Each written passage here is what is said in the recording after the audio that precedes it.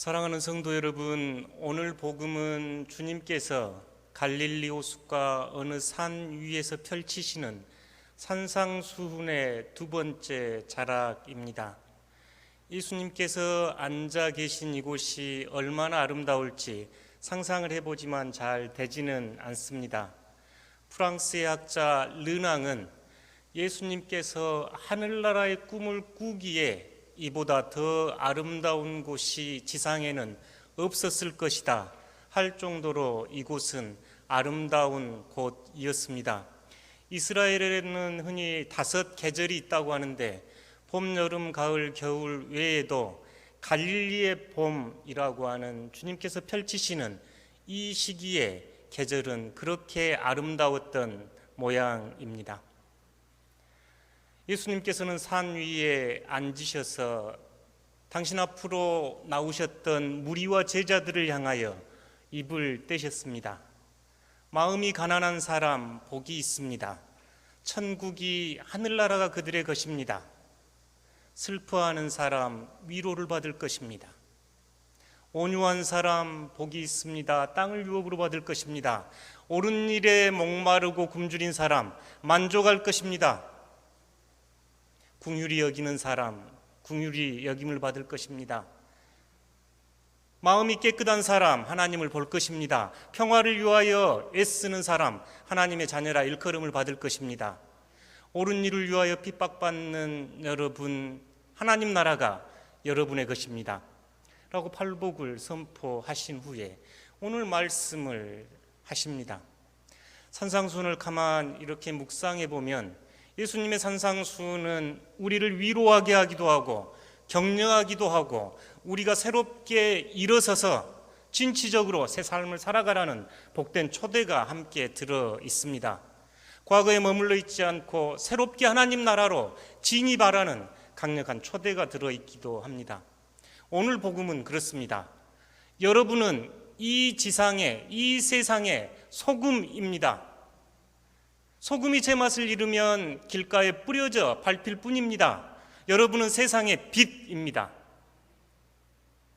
여러분 보십시오. 산 위의 동네가 환히 드러나지 않습니까? 집안에서 불을 켜면 어디 숨겨놓습니까? 등잔 위에 켜놔서 집안이 환하게 보이지 않습니까? 그러니 여러분의 빛을 사람들에게 발하십시오. 그러면 사람들이 여러분의 행실을 알고 하나님을 찬양할 것입니다. 얼마나 가슴 떨리는 말씀인가요? 여러분이 소금이 되어야 합니다. 빛이 되어야 합니다.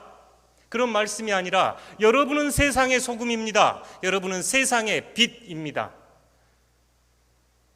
이 말씀은 우리가 누구인지 참으로 깨닫게 하는 큰 예수님의 음성입니다.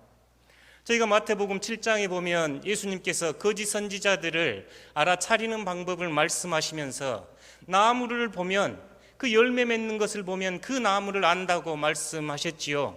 무화과를 열면 무화과 나무이고 포도를 열면 포도나무입니다. 그런 것처럼 팔복의 하나님 나라를 사는 여러분이 맺는 열매는 소금과 빛입니다. 한편 부담이고 한편 가슴 떨리는 감격입니다. 여러분 이 여름이면 동네 어귀에 크게 서 있는 당산나무 떠올려지곤 하시지요. 저희 시골 마을에도 큰 느티나무가 하나 있었습니다. 그때는 선풍기나 에어컨이 없어서 점심을 먹은 후에는 어른이든 아이들이든 그 당산으로 모여 들었습니다. 어른은 지게를 한쪽에 받쳐놓고 그곳에서 낮잠을 주무시거나 장기를 두면서 이 여름에 한더위를 피하셨고 아이들은 소띠기로 가기 위해서 모여서 소를 한 캔을 매놓고 그곳에서 장난치며 나무 위에 올라가기도 하고 내려가기도 하고 게임도 했던 기억이 납니다. 느티나무는 느티나무로 존재하니 그 그늘이 있어 그곳에서 쉼과 회복의 시간을 허락해 주었지요. 예수님의 지금 소금입니다, 빛입니다 하는 말씀은 그런 뜻입니다. 팔복의 하나님 나라를 사는 여러분은 이 세상의 소금이며 이 세상의 빛입니다. 큰 이야기입니다. 말씀을 주목해 보십시오. 13절, 14절을 그 두 말씀만 좀 강조를 해서 적어보았습니다. 함께 읽겠습니다. 너희는 세상의 소금이다. 너희는 세상의 빛이다. 이 말씀이 굉장히 부담이 됩니다. 너희는 창고에 쌓여있는 소금이다 이러면 참 편하겠습니다. 너희는 지금 충전 중인 빛이다. 내중에 빛을 발하면 될 거다. 너희는 소금이 되고 빛이 되라. 이렇게 하시면 마음이 한켠 편할 것 같은데 예수님은 그렇게 쓰시지 않고 지금 여러분이 소금입니다. 지금 여러분이 빛입니다. 하나님 나라를 사는, 복음을 사는, 십자가의 구원을 사는 여러분은 지금 있는 그 자리, 그곳에서 빛과 소금입니다. 이 말씀은 저희 그리스도인들에게 이 사회를 살아가면서 사회와 역사, 민족 앞에 책임을 져야 할 때면 반드시 인용이 됐던 예수님의 말씀이지요. 소금과 빛은 그 필요한 자리에 있습니다. 음식이 상하고 고기가 상하는 그 냉장고가 없었던 그 시절에 소금을 뿌려야 음식이 상하지 않고 부패를 막을 수 있었지요. 캄캄한 어두운 곳에 빛이 밝혀져야 환해졌습니다. 빛은 생명이기도 했지요. 그런데 예수님께서는 지금 이곳에 모인 여러분을 향해 빛입니다, 소금입니다라고 이야기를 합니다. 이 말씀은 우리 그리스도인들로 하여금 참된 신앙인의 본질이 무엇인지 다시 한번 묵상해 보게 합니다. 마태는 외적으로 드러난 종교 행위를 매우 경계했습니다. 마태복음 23장에 보면 율법을 지키는 서기관들과 바리새인들을 향한 예수님의 분노는 하늘을 닫습니다. 화 있을진저 서기관과 바리새인이여 하며 그들이 외적으로는 형식적으로는 율법을 지키고 신앙인인 것처럼 보여지지만 그들의 내면은 오히려 지저분하고 썩은 무덤 같은 모습이라고, 회칠한 무덤 같다고 그들을 말씀합니다. 이 소금과 빛은 오늘 우리를 그렇게 초대하는 말씀입니다. 마치 큰 느티나무가 그늘을 만들듯이 그리스도의 복음을 사는 여러분은 소금이며 빛입니다라고 이야기를 합니다. 그 옛날 아모스 선지자의 이야기를 한번 들어보십시오. 아모스 5장 21절에서 24절 말씀입니다. 함께 읽겠습니다. 내가 너희 절기들을 미워하며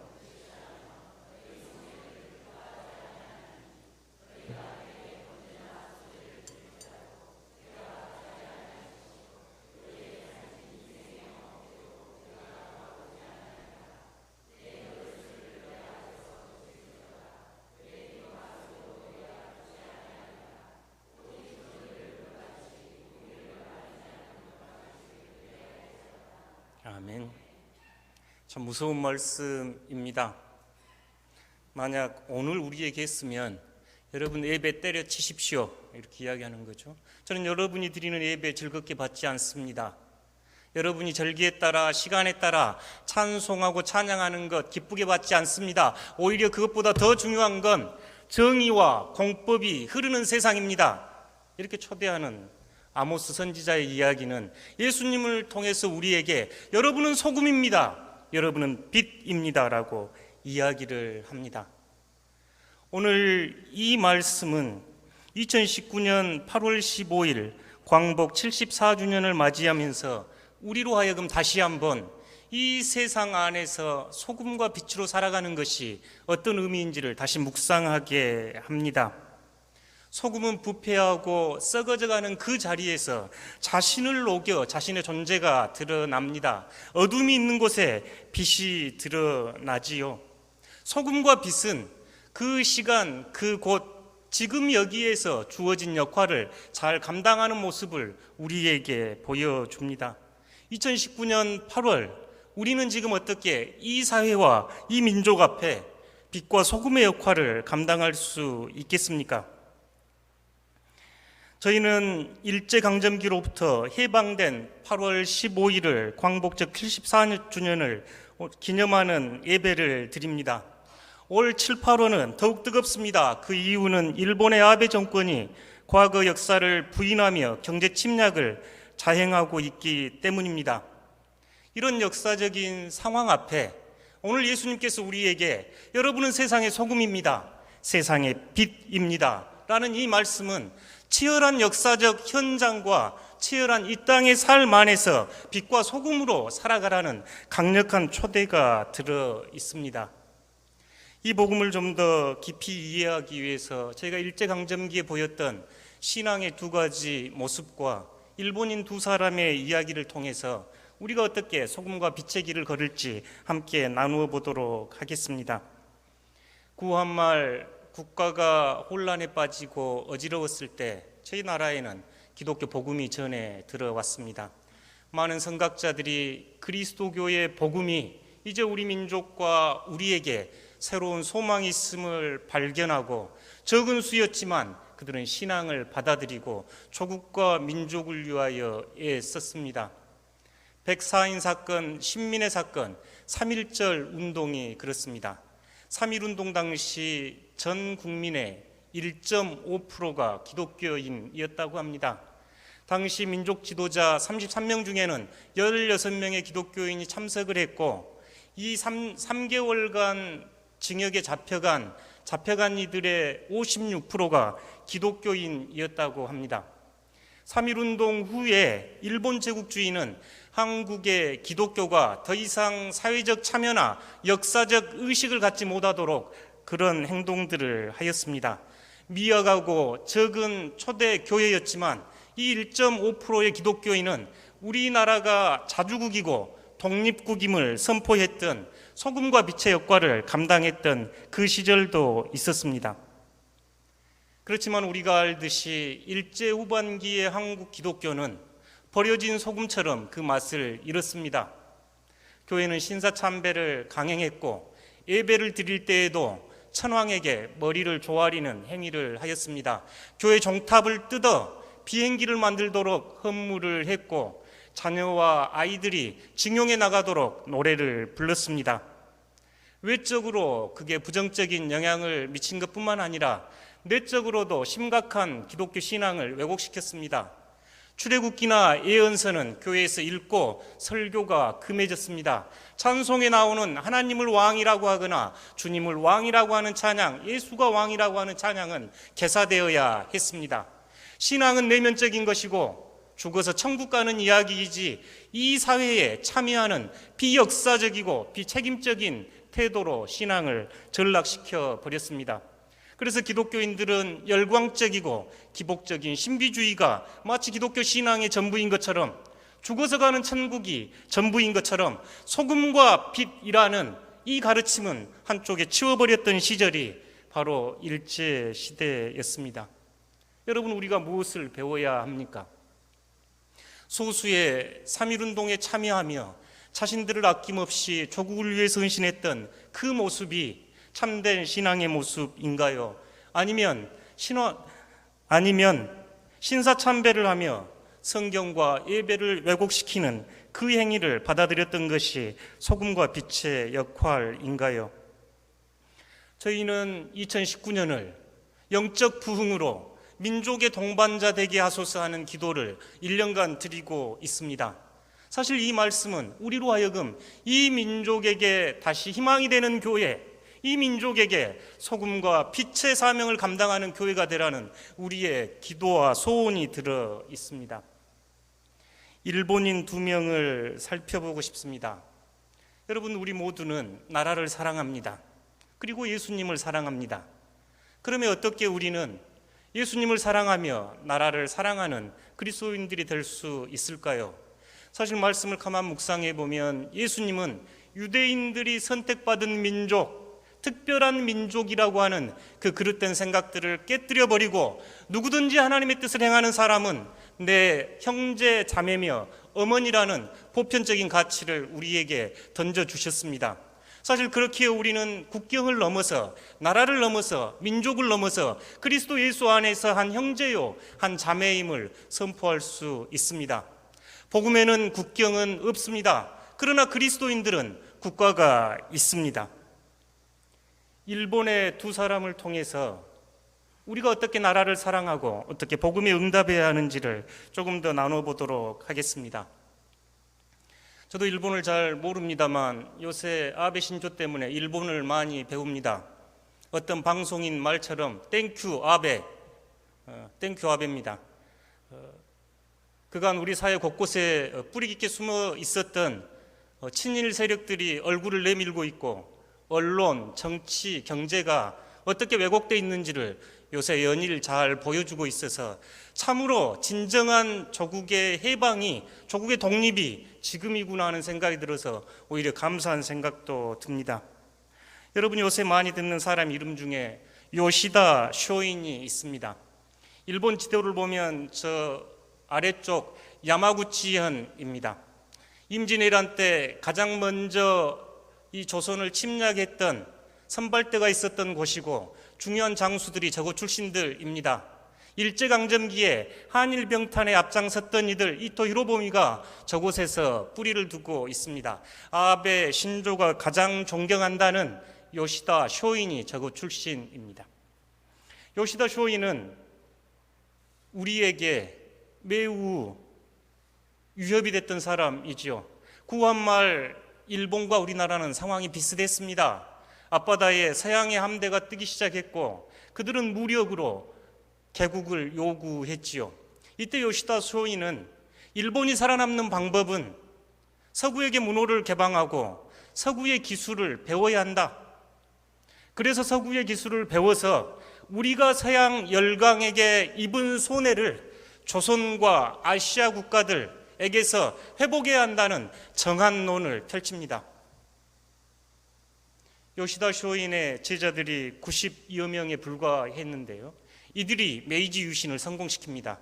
그 당시 절반은 죽고 절반이 남아서 명치 유신을 성공시킵니다. 그 전까지는 막부 중심의 정치 체제가 이제 천황 중심의 재정일치 사회로 복귀되면서 그들은 그 힘을 조선 병탄에 사용했습니다.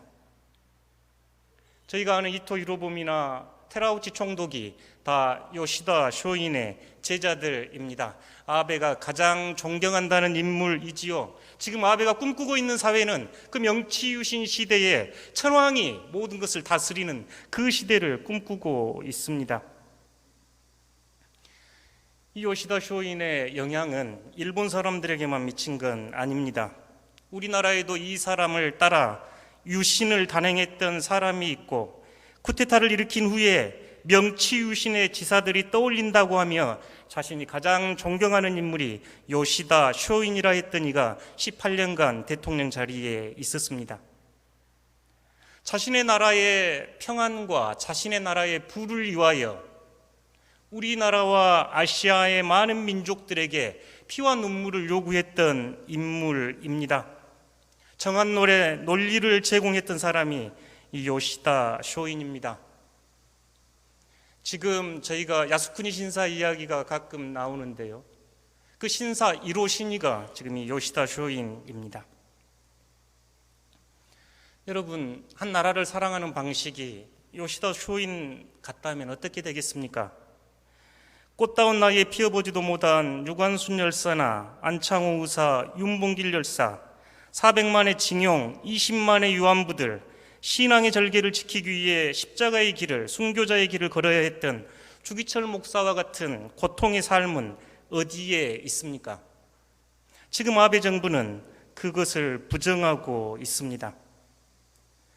그리스도인으로서 민족을 사랑했던 또 다른 일본인 한 사람을 소개하고 싶습니다.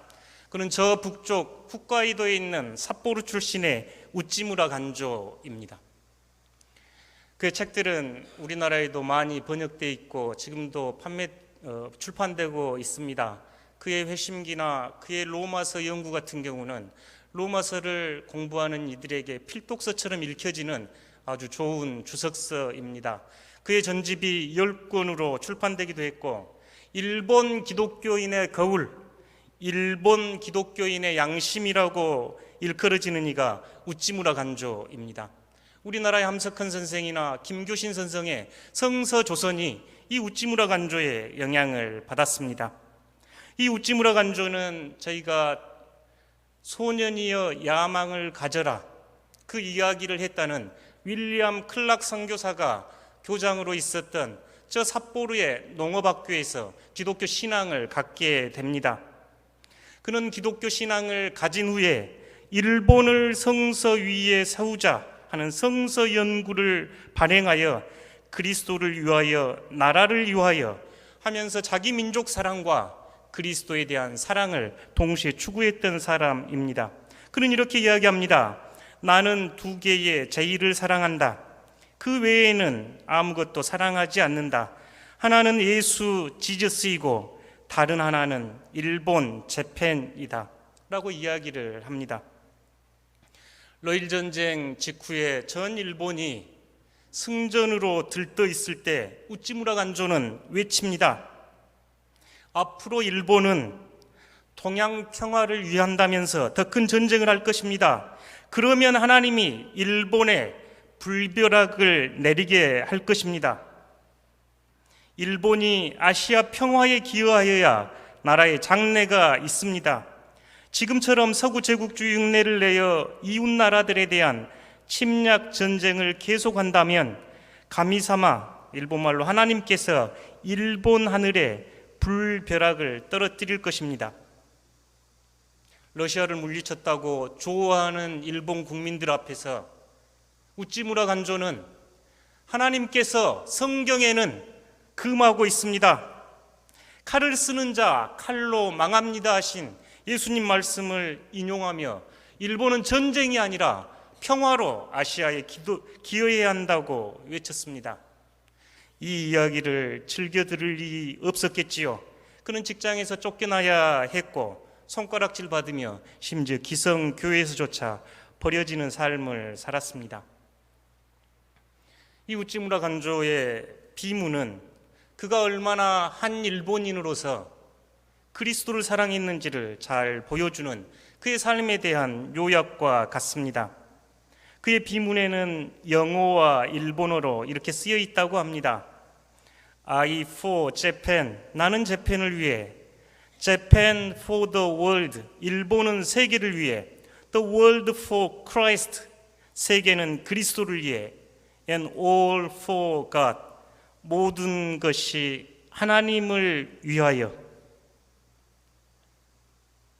한 나라를 진지하게 사랑하는 한 사람이 어떻게 나라를 사랑하고 어떻게 민족을 사랑했는지를 우찌무라 간조는 잘 보여줍니다.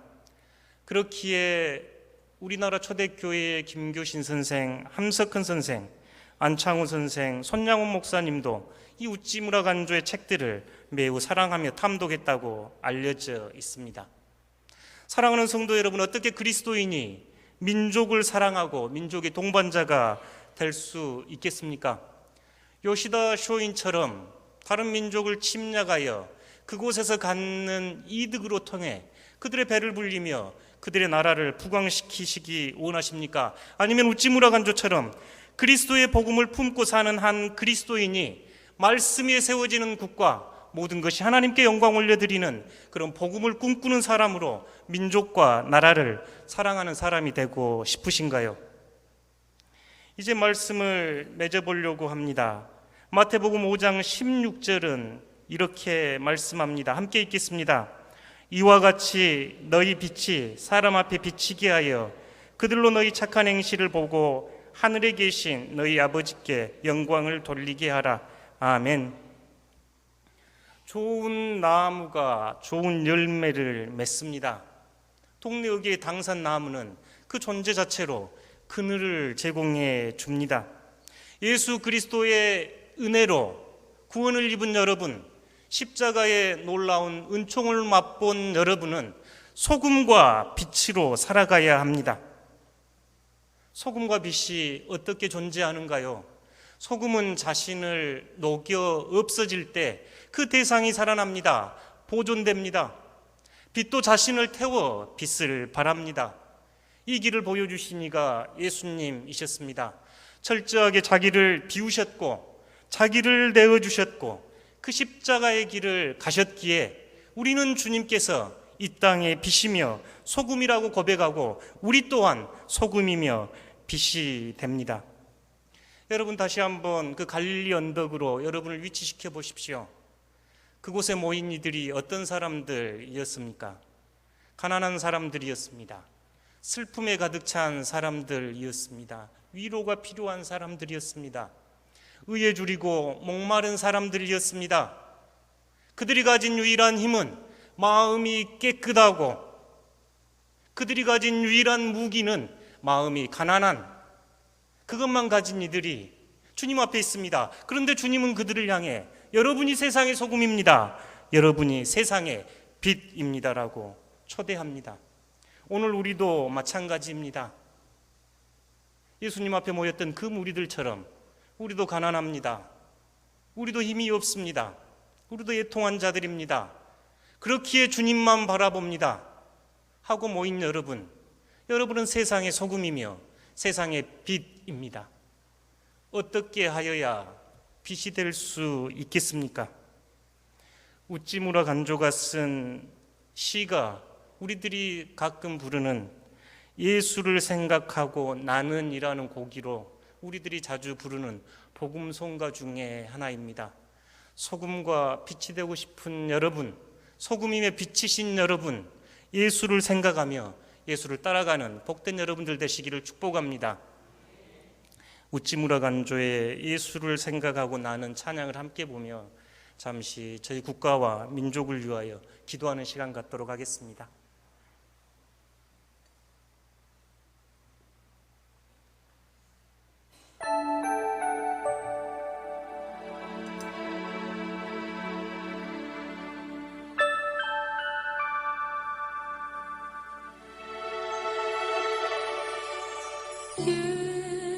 예수를 생각하고 나는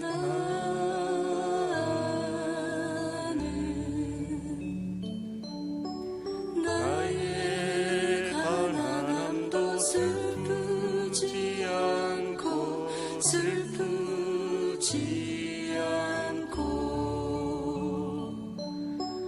남의 부유함도 부럽지 않나니 예수를 생각하고 나는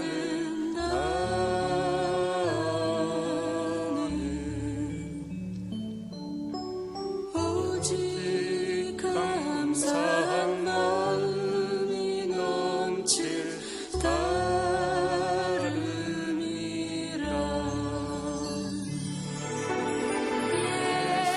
예수를 생각하고 나는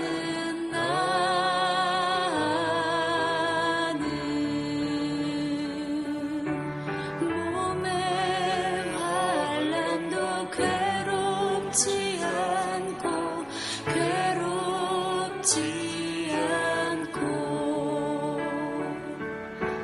그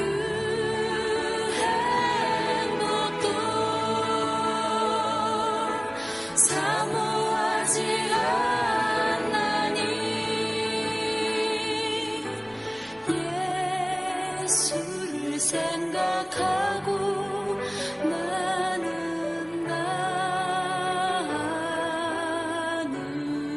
이 시간 함께 우리 민족과 나라를 위해서 잠깐 마음을 모아 기도하고 싶습니다.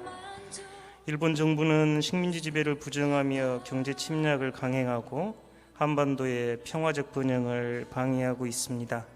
우리 그리스도인들은 소금과 빛으로 동북아의 정의와 평화, 생명을 향한 순례에 관심을 갖고 기도해야 합니다. 이 시간 우리 민족을 위하여 이 땅의 평화와 정의가 예수 그리스도의 복음 위에 세워지기를 잠깐 마음을 합하여 기도하겠습니다. 사랑이 많으신 아버지 하나님, 8.15 예배를 통하여 저희들이 이 땅에 살아가는 존재 방식을 다시 한번 주님께 무릎 꿇고 기도합니다. 연약하고 가난한 이들을 향하여 빛과 소금이라고 초대하신 주님, 저희가 이 세상과 이 민족에게 희망이 되게 하시고 이 민족을 넘어 하나님을 위하여, 그리스도를 위하여 우리의 삶을 헌신할 수 있도록 도와주시옵소서. 하나님, 우리가 오직 예수 그리스도를 생각하고 예수 그리스도를 바라봅니다. 주님이 가셨던 그 길 우리의 길이 되게 하시고 주님이 맛보았던 그 행복이 우리의 행복되도록 은총 허락하여 주시옵소서. 삶의 자리에서 찢기고 상처 입고 가난한 이들을 향하여 여전히 세상의 소금과 빛이라 선포하신 주님, 저희가 살아가는 가정, 직장, 일터, 이 민족과 이 사회에서 소금과 빛의 사명 감당할 수 있도록 능력 주시옵소서. 힘을 주시옵소서. 우리가 빛을 발하며 소금의 사명 감당하여 많은 이들이 우리의 행실을 보고 하나님께 영광을 올려드릴 수 있도록 우리를 사용하여 주시옵소서. 예수 그리스도 이름으로 기도드립니다. 아멘.